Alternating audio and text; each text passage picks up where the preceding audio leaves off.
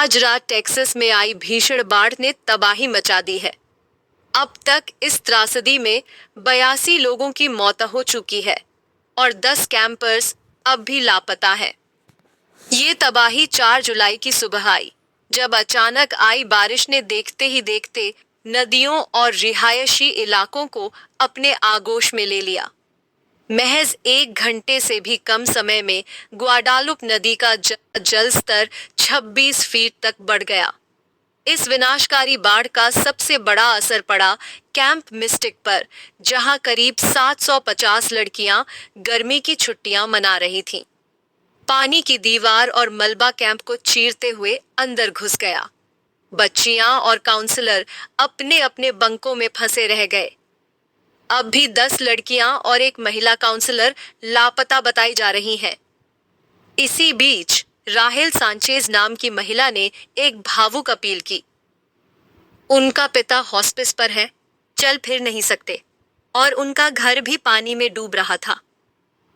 राहेल का परिवार किसी तरह बाहर निकल पाया, लेकिन हजारों अन्य लोग अब भी फंसे हुए थे।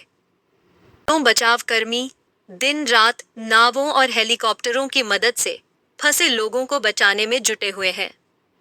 कुछ लोग पेड़ों की ऊंचाई पर चढ़े हुए पाए गए, जिन्हें हवाई रेस्क्यू के जरिए बाहर निकाला गया। रेस्क्यू टीमों का कहना है कि उनका लक्ष्य है जो खतरे में है उन्हें बचाना, और जो लापता है उन्हें ढूंढना।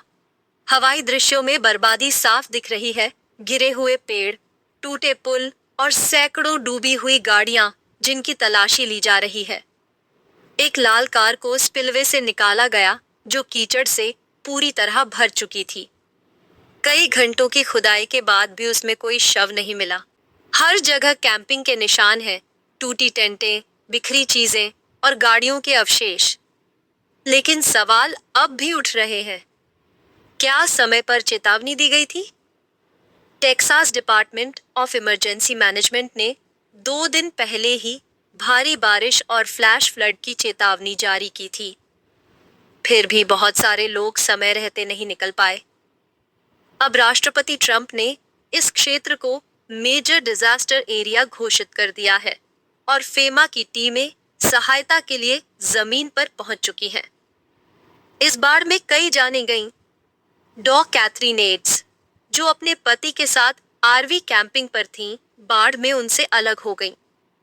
उनके परिवार का कहना है कि उन्होंने हमेशा बच्चों की मदद की और जीवन बहुत जल्दी समाप्त हो गया। Heart of the hills camp की डायरेक्टर जेन रैग्सडेल को भी श्रद्धांजलि दी जा रही है। 27 वर्षीय जूलियन रयान, जो 2 छोटे बच्चों के पिता थे, बाढ़ में फंसे ट्रेलर से परिवार को निकालने की कोशिश करते हुए घायल हो गए। उनकी मंगेतर को उनके अंतिम शब्द थे, आई लव यू, माफ करना। उनकी बहन कहती हैं, वो हीरो की तरह गए। और इस तबाही की ताकत का अंदाजा आप इस दृश्य से लगा सकते हैं। 4 जुलाई का फेस्टिवल स्टेज, जो 53 फीट लंबा और 30 फीट ऊंचा था, बाढ़ की ताकत से खिलौने की तरह बहकर पेड़ों में फंस गया। अब भी बारिश जारी है और जमीन इतनी भीगी हुई है कि थोड़ी सी भी और बारिश जानलेवा हो सकती है। स्थिति बेहद नाजुक बनी हुई है और ताज़ा अपडेट्स ऑफ एक्सक्लूसिव न्यूज़ के लिए हमारी वेबसाइट पर जरूर जाएं। लिंक आपको डिस्क्रिप्शन में मिल जाएगा।